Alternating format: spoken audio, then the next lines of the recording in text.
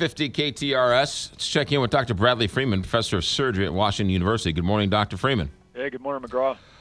Let's talk about Ebola for a second. I know these doctors keep getting on television, these officials keep telling us that there's nothing to worry about with this latest patient who flew over here.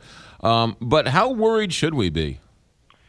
Yeah, well, this obviously continues to be an area of concern internationally, and the specifics about two patients now in the U.S., one in Texas and one at the National Institutes of Health at Bethesda, are that this is an individual who recently was in Liberia, traveled back to the U.S., started to develop symptoms, sought medical treatment there in Texas, was then hospitalized, isolated, and diagnosed with Ebola. And it turns out that typically these patients are not infectious or not contagious, if you will, when they're not manifesting symptoms. And the typical symptoms are things such as malaise and fatigue and headache and aches and pains in the muscles and joints, etc. And this individual became symptomatic again after he arrived on U.S. soil. So while he might have infected, if you will, maybe very close social contacts or family members, the likelihood that he infected, say, people on the plane and that sort of thing is very remote. And I think the international community has become extremely proactive in doing everything we can to try to contain this outbreak. So I think our leaders in this area are to be commended, and I think they're appropriately cautious. I think the general public in the U.S. Is not at great risk, but I think we need to.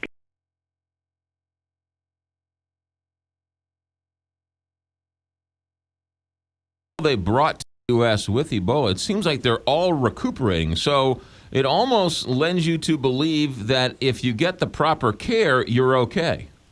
Well, absolutely, and you're in a third or if not fourth world country in many of these areas where they really lack some very basic things, such as, say, rubber gloves when you examine patients and that sort of thing.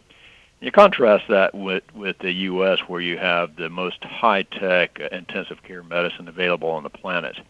And while I wouldn't say that the mortality rate from Ebola would drop to zero, I think our outcomes would be much superior if we had this type of technology available to these individuals in Western Africa. So, just so I understand, when an Ebola patient is showing signs of drowsiness, dreary, aches and pains, he's no longer infectious.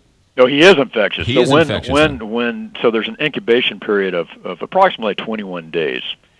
And so these patients obviously are asymptomatic, totally normal feeling for 2 to not 3 weeks. They start developing the manifestations of Ebola, and at that point is when they're actually infectious. And the infectious component is actually exchange of body fluids and that sort of thing. It's not from, say, coughing, and it's not something that, say, would be contracted in an airborne fashion, say, in contrast to something like tuberculosis. So again, it does require very close contact. So if someone is in that infectious stage and I'm sitting next to them on a plane and we brush up against each other's arms, that doesn't mean I would get Ebola. Unlikely. Yeah. That's correct. Yeah.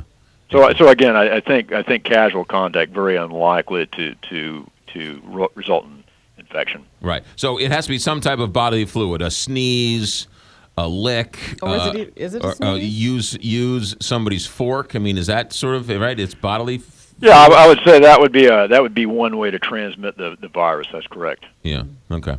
All right, doctor. Let's move on. A whole bunch of other things going on. What is medical concierge service? Medical concierge services. So this is something we talk about boutique medicine, and this is really something that is a change in the way that healthcare is being delivered. And one thing we've talked about many times in this program is, say, the use of nurse practitioners and physician assistants to help deliver primary care services, and it's really in response to the tremendous increase in demand for primary care physicians. And so one of the things that has happened is that there's an increasing burden on these particular physicians in terms of demands to see more patients. Their compensation is diminishing. There's more administrative headaches. And increasingly, many of them are finding a very unsatisfying practice. So they've really changed their business model to, if you will, charge patients an upfront amount to, if you will, subscribe to their service. It's on the order of, it varies amongst practices, maybe $1,500, $2,000, $3,000 a year. They cap how many patients they see in their practice.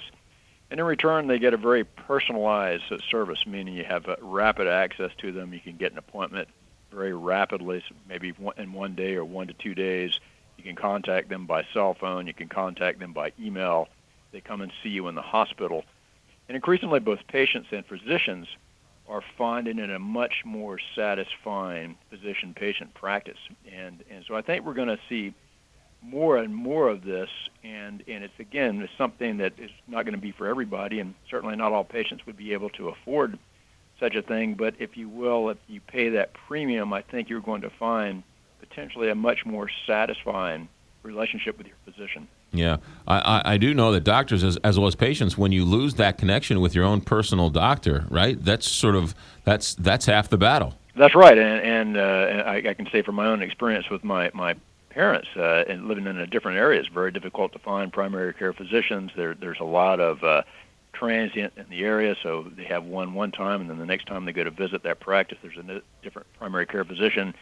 And so I have to say, you really see the attraction of this model, and I've kind of learned that from a personal standpoint. So I think that this is something that we're going to see gaining traction, and something that we all might think about when we're looking for primary care practices.